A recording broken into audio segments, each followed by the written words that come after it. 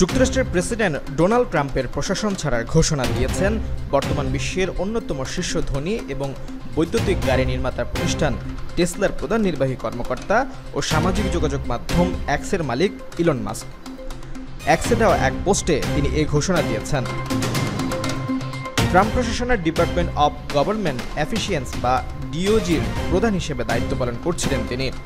মূলত প্রকাশ্যে ট্রাম্পের নতুন বাজেট বিল নিয়ে অসন্তোষ প্রকাশ করার পরই তার পদত্যাগের বিষয়টি সামনে এলো। বৃহস্পতিবার এক প্রতিবেদনে এই তথ্য জানিয়েছে সংবাদ মাধ্যম আল জাজিরা।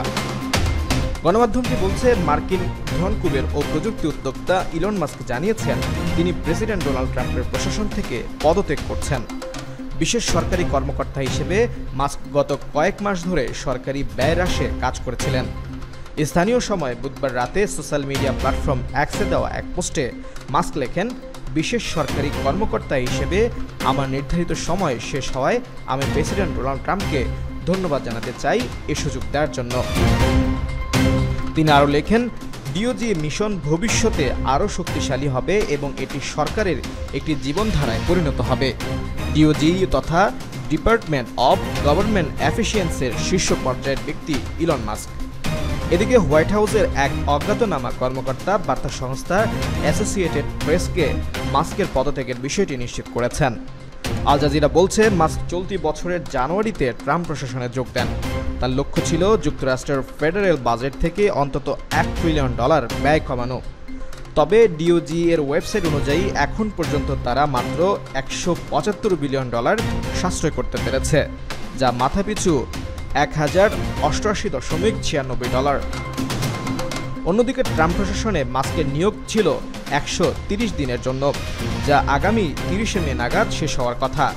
প্রশাসন জানিয়েছে ডিওজি এর কাজ চালু থাকবে এবং সরকারকে আরও ছোট ও দক্ষ করে গড়ে তোলার জন্য চেষ্টাও অব্যাহত থাকবে। এদিকে মাস্কের এই পদত্যাগ এমন এক সময়ে সামনে এলো যখন তিনি প্রকাশ্যেই ট্রাম্পের বিগ বিউটিফুল বিল নামের নতুন বাজেট বিল নিয়ে অসন্তোষ প্রকাশ করেছেন। ওই বিলটি ট্রাম্পের 2017 সালের কর ছাড়ের মেয়াদ বাড়ানোর পাশাপাশি খাদ্য সহায়তা ও মেডিকেডের জন্য কাজের শর্ত যুক্ত করেছে। মাস্ক বলেন, এই খরচবহুল বিল দেখে আমি হতাশ। এতে ঘাটতি কমানোর বদলে বরং বাড়ানো হয়েছে, যা ডিওজি টিমের কাজকে ক্ষতিগ্রস্ত করছে। এই বিলের আওতায় ট্রাম্পের বেশ কিছু অগ্রাধিকার প্রকল্পে অর্থ বরাদ্দ রয়েছে, যেমন মেক্সিকো সীমান্তে দেয়াল নির্মাণ ও ইমিগ্রেশন এবং কাস্টমস এনফোর্সমেন্টের বাজেট বৃদ্ধি। বিলটি সম্প্রতি প্রতিনিধি পরিষদে পাশ হয়েছে এবং এখন সিনেটে আলোচনার অপেক্ষায় আছে। কংগ্রেশনাল বাজেট অফিস সিবিও বলছে, যদি এই বিল পাশ হয় তাহলে 2034 সালের মধ্যে এটি মার্কিন বাজেট ঘাটতি $3.9 ট্রিলিয়ন বাড়িয়ে দেবে, যা ডিওজি এর সব প্রচেষ্টা ব্যর্থ করে দেবে। মাস্ক আরও বলেন, একটা বিল বড় হতে পারে বা সুন্দর হতে পারে, কিন্তু আমার মনে হয় দুইটা একসাথে হওয়া কঠিন। এটি আমার ব্যক্তিগত মতামত।